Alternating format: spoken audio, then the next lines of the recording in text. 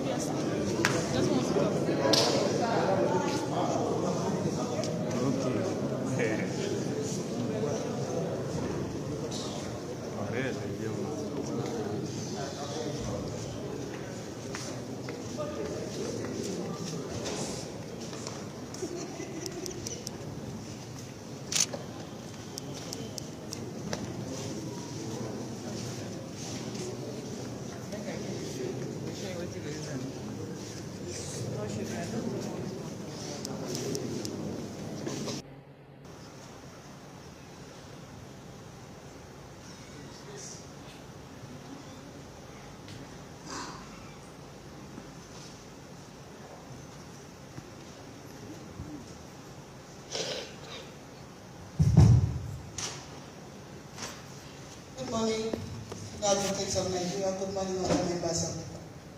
Welcome you to today's proceedings once again. Please settle in, ensure you're properly wrote. We're about to sit. Thank you.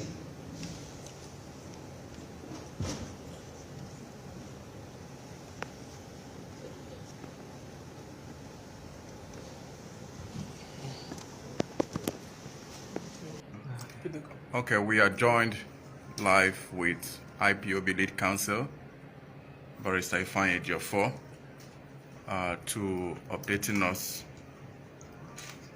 what transpired today in the Appellate court. Recall that today was rescheduled, making a U-turn regarding the first date given, that is October 11. It was rescheduled today to hearing what argument the defense counsels have in the case of FGN versus Nnamdi Kanu. So we are here live with the IPOB lead counsel, and we hope he would furnish us with what transpired today in court. Barrister, over to you, please.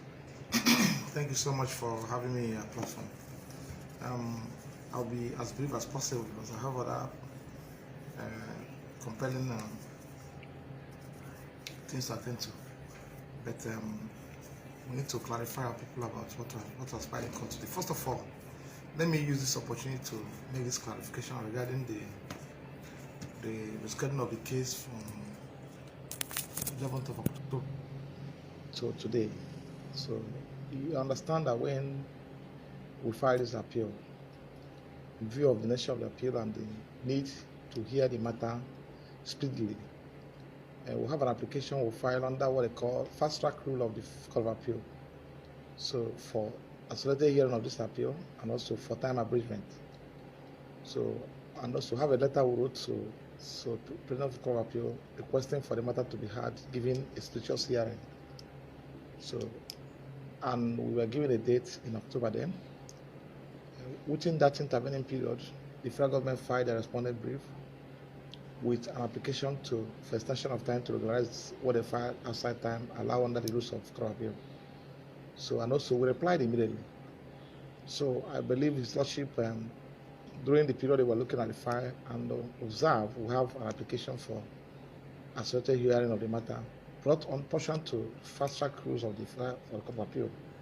So that was basically informed why the matter was brought forward. So, and the appeal was heard today. If you're in court today, if you have opportunity to be inside the court, of course you've seen things yourself today. So the appeal was heard on the merit. So let me also correct, because my attention was also adverted to publication made by the BBC to the fact that one application was filed was struck out, and that was where they stopped at that point. So it was an application for accelerated hearing of this appeal and time abridgment.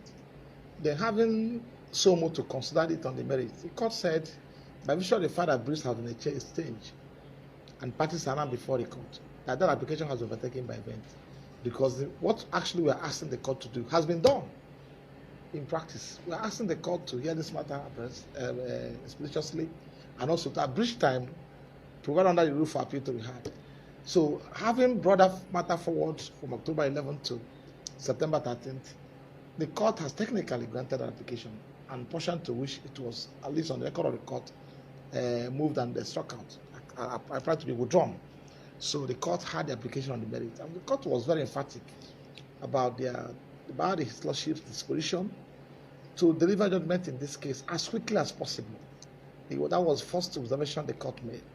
The court is also not mindful of the fact that under the Court of Appeal rules and also extant laws, that they have 19 days from today to deliver judgment. The court was very emphatic that this appeal, the judgment on this appeal, we will not be surprised that call for the access to come back in next we receive a notice from the court in the next 14 days for them to be delivered. The court observed that. So, and they were emphatic that that appeal judgment will be delivered as quick as possible. So, my happiness today is that the argument was exhaustively canvassed on the merit. Adoption was marvelously adopted, done by the next SAN. All born issues of laws and fact and where clarifications are needed were made in open court. So, and it became very clear to the court about what brought us to the court, while we are challenging the 7-count charge being returned by the Federal High Court. So, and also the issue of extraordinary rendition of Mazi Nnamdi Kanu was also discussed today. And thankfully, for the first time, the federal government, ably represented by the counsel from the AG Federation's office, admitted before the court that Nnamdi Kanu was actually kidnapped by the federal government in Kenya and brought here to come and face trial. So obviously, I believe that by the time he was making that submission, he did not understand the implication of that argument, but he has made a point. And also, furthermore, he also admitted before the court today that they've amended this charge 7 consecutive times. Even the court of appeal was worried. In open court, you're admitting. You're admitting before this court that the amended charge 7 consecutive times. What are you trying? What are you trying to? What message are you passing to the public? So if you're amending the charge, and respondents are filing applications probably for one reason or the other, you won't blame them because you caused it. These are things that were sorted out in open court today. So, and you should also understand that part of fundamental grounds were in the Court of Appeal for the lordship to determine, was for the court to determine the issue of extraordinary rendition of Mazi Nnamdi Kanu in flagrant violation of Section 15 of Extradition Act, LFN 204, Nigeria. Because at the point he was abducted in Kenya, there are laid down rules under the law through which process he was brought into this country. Also, don't forget the fact that Nnamdi Kanu never traveled to Kenya on his own. No. Nnamdi Kanu never traveled to outside the country. There was a visible attempt to eliminate him sometime on September 14th, from September 10th to 14th of September 2017. And by sheer act of providence, he escaped being killed. Of course, evidence abounds. Over 28 persons, innocent and unarmed civilians were murdered in his home by the soldiers who were there to kill him. So now, all the facts relating to what transpired in his home on 14th of September precisely was also captured in affidavit evidence. Affidavit evidence will also present before the court. Now, he's not in Kenya. Before you talk about bringing him to this country, there are laws that says he must be subjected to extradition proceedings. That's number one. Or the Kenyan government must have consented for him to be arrested and brought to this country. But as I speak to you, let me mention this to you. We have a process filed by the Kenyan government in a matter, an action initiated against the government of Kenya for their role in the abduction, kidnapping, and extraordinary rendition of Nnamdi Kanu to Nigeria. We have a process before going on with their court, which they maintain. As I speak to you today, Kenya government maintain from record available to them that Nnamdi Kanu is still in Kenya. I hope you technically you understand what I mean. That is still in Kenya. So apparently telling the world that they're not part of part of the violent manner in which he was abducted and brought to this country. He wasn't brought to attention. That they are trying to resurrect themselves. So in that case, so now by admitting before an open court today during submission by a federal government lawyer that they abducted Nnamdi Kanu and brought him here to face justice, that they've not committed any offense, we are talking about violation of international laws, to which Nigeria is a signatory to. It's part of. It's a signatory to the laws. So these are what we are talking about. So, and that was admitted in open court today by the lawyer to the federal government. So, and remember, don't forget that this is the first issue listed for his lordship to determine whether the manner in which Mazi Nnamdi Kanu was adopted in Kenya and subsequently brought into this country, whether in that manner, whether on the face of that action taken by the federal government, whether he can face the trial, he can face the charge amended, some can charge amended as stand today, amended against him, filed against him. And the answer is no. Because Section 15 of the Restoration Act is clear that even if the person is lawfully brought into this country, that section is in the stage where someone has passed through the process of extradition proceedings and subsequently brought into this country lawfully.